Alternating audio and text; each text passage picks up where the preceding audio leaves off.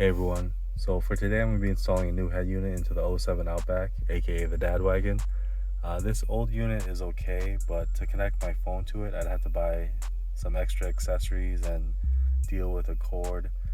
So I'd rather connect through Bluetooth, so I decided to go with this Planet Audio head unit.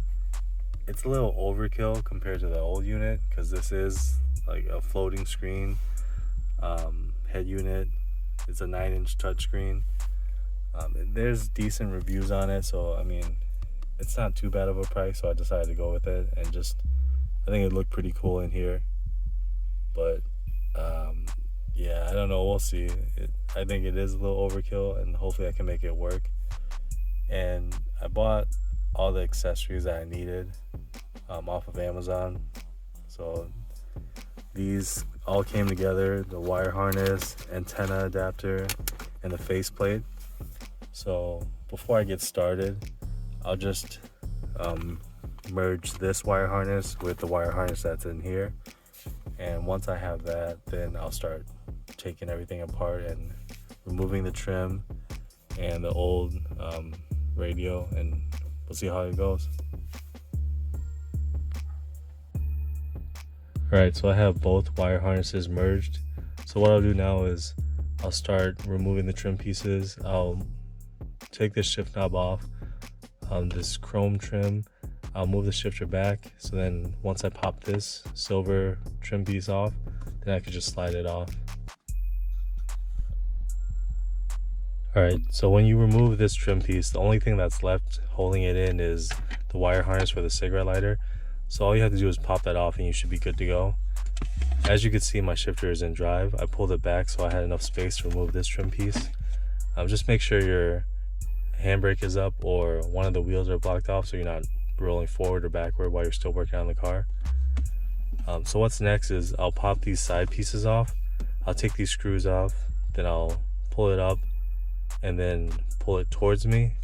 So then I'll pop off the tabs that are holding it in.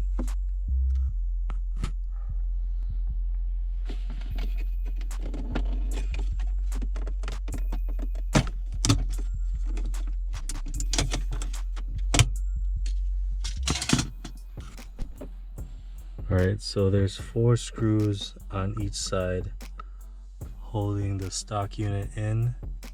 So what I'll do is I'll take those off and then I'll pull the radio out, and I believe there's 2 more screws on each side of the HVAC controls that I need to take off. Once I take those off, then I can push the controls back while pulling the radio forward, and it should just come out. Actually, it's just 3 screws on each side. This top one I think is just for the trim.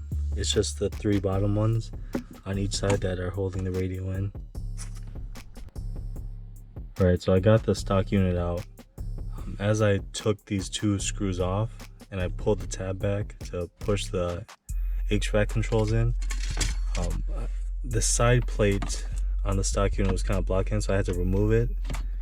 It just took, I think it was like 4 screws, just took that off, and then I was able to push the HVAC unit back in and then pull the radio out a little bit. And there was 3 harnesses that are hooked up to the back of it, so just pop those off and then you could just pull the whole unit out. Alright, sorry about the mess. I'm just putting everything together. This is the aftermarket faceplate. I'm putting everything together on this. So this comes with side brackets and the little pocket that you put on the bottom. So I'll be installing this on top, and then I could probably put my phone or wallet here, which is cool. But yeah, this unit feels pretty light. I know it's not name brand, but I don't know, it just feels cheap. But yeah, hopefully it performs well and the weight isn't indicative of the quality. But yeah, so I'll put everything together and then I'll cut back to when it's not so messy in here. Alright, so here's the back of the unit. It has your normal AV inputs You could also install a front and rear camera, microphone, Android Auto or Apple CarPlay, and a USB charger. I'll probably just do the USB charger and microphone for now. But yeah, so when installing this unit, I only used the brackets that came with the faceplate. I didn't use any of the brackets that came with the head unit, which does seem like a lot of brackets not to be using, but I mean, it's meant for to be universal, so that's why they supply all these brackets. But so far I don't need any of them. So I'll install this into the car and hopefully everything fits correctly and I don't have to use those other brackets because it looks like it fits fine. But yeah, we'll see. So my car is still a mess, but I was able to install everything. Before I put back all the plastic trim and screw everything down, I want to power it up to make sure that I installed everything correctly. Alright, so it's powering up, so that's good.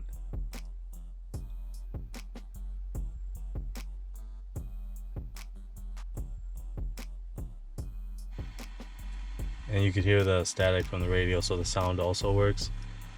Alright, so everything is looking good now, so I'm just gonna put in all the screws and all the plastic trimming and clean up my car, and then I'll look at the head unit more in depth when I'm done with all that stuff. Alright, so here's the head unit fully installed. I have all the plastic trimming back on and it looks amazing. I'm really glad I went with the floating screen instead of just the normal double din touchscreen. Yeah, the screen is 9.5 inches, I believe. No, it's just 9 inches, and it looks amazing. But it is really big, so I didn't mention this before, but you could actually move the screen up and down. It all depends on how you want to position it. I'm keeping it here so that I could see this little display that tells me how many miles I have left in my gas tank, and I don't want to block the vents too much. But you know, if I keep it here, then it also blocks the pocket that came in the aftermarket faceplate, which is where I wanted to keep my phone. But yeah, I guess I can move this up because I don't need 2 clocks, and I have my gas gauge to tell me if I'm low on gas. But yeah, I mean, it looks amazing. I was just scrolling through the rest of the menus, but yeah, it's pretty basic. I already connected my phone. I was just listening to a podcast, just checking out the sound, and it sounds amazing. The radio sounds clear.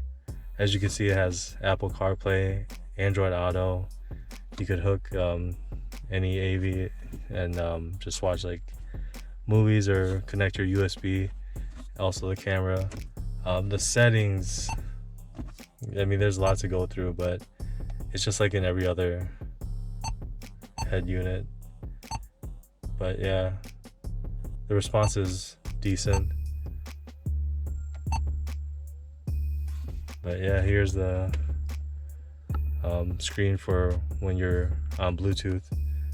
So far, I'm happy with it. I've only tested it out for a little bit, but definitely better than the stock unit.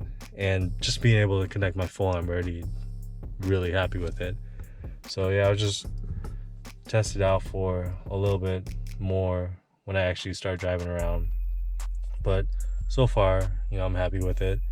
The reviews were they were decent. Not a lot of poor reviews, so that's good. For the price, I mean, you get a 9-inch touchscreen that looks amazing, so you can't go wrong with that. And for these 3 items, they're for the Outback and Legacy, the 05 to 09. So you have the faceplate, the wire harness, and the antenna adapter, so they all came together. So I'll link all these items in the description below if you guys are also interested. But yeah, so far I'm pretty happy with it. Here's the mic that it came with. I'll probably clean it up and kind of just have it sticking out of here. But yeah, in the short time that I've had this on, I'm happy with it and I'm glad everything works, so that's always good. And if you guys made it this far, thank you for watching. I hope you guys enjoyed the install. It was pretty straightforward and I'm extremely happy with the results.